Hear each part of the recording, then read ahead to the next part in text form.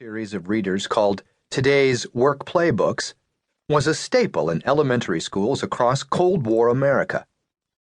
For David Lynch, who encountered it as a 6-year-old in Spokane, Washington, its cheerful depictions of small-town contentment remain the burnished epitome, the literal storybook version, of his 1950s upbringing. "Mostly what I saw was very happy," he said in 1982. Responding to an interviewer who wondered if Eraserhead was an expression of childhood anxieties. "It was good times on our street."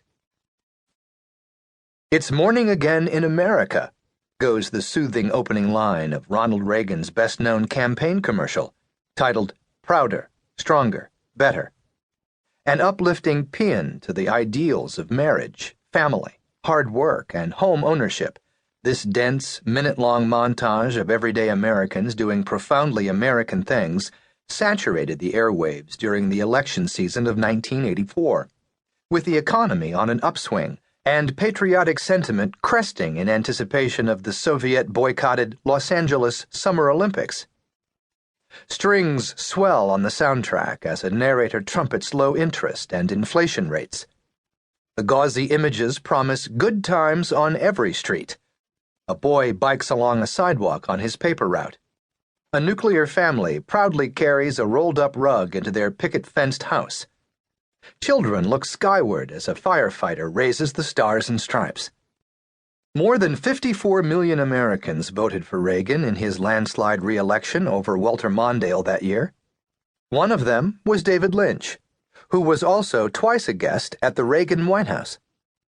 Lynch typically avoids political statements and has described himself as a libertarian.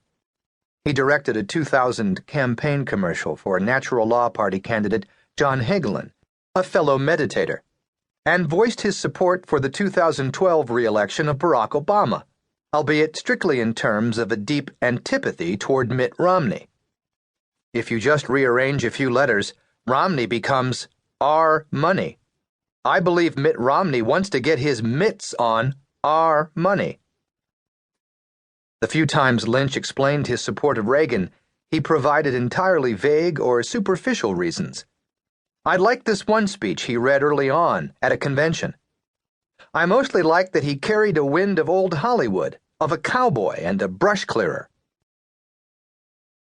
Blue Velvet, the 1986 film that turned David Lynch from an intriguing oddball director into a brand-name auteur, has one of the most indelible opening sequences of all time.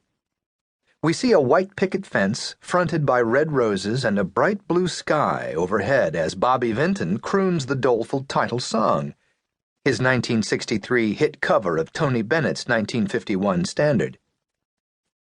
If the Reagan ad of 2 years earlier had filtered very similar images through a soft focus lens, Blue Velvet gives them a lush, picture book intensity, heightening the patriotic colors to the point of radioactivity. In slow motion, a beaming fireman, a Dalmatian by his side, waves from a passing fire truck. A crossing guard holding a bright red stop sign beckons to a procession of happy children. This dementedly sunny idyll doesn't last long. A middle-aged man in a Panama hat and sunglasses, watering his lawn, gets his hose snagged on a branch and is overcome by some kind of seizure, or perhaps an insect bite, clutching his neck as he falls to the ground. Garden hose mishaps are as old as cinema itself. For one of their first films, The Sprinkler Sprinkled, from 1895, the year of the medium's birth, the Lumiere brothers turned their newly invented cinematograph on a gardener who gets completely drenched as a result of a practical joke. It's often cited as the first example of a film comedy. Lynch's scenario is not quite slapstick, but it has an absurdist pathos all its own. The man is still clutching the hose as he writhes and grimaces on his back. A yelping dog laps at the spray from the nozzle, and an uncomprehending toddler wanders toward the commotion.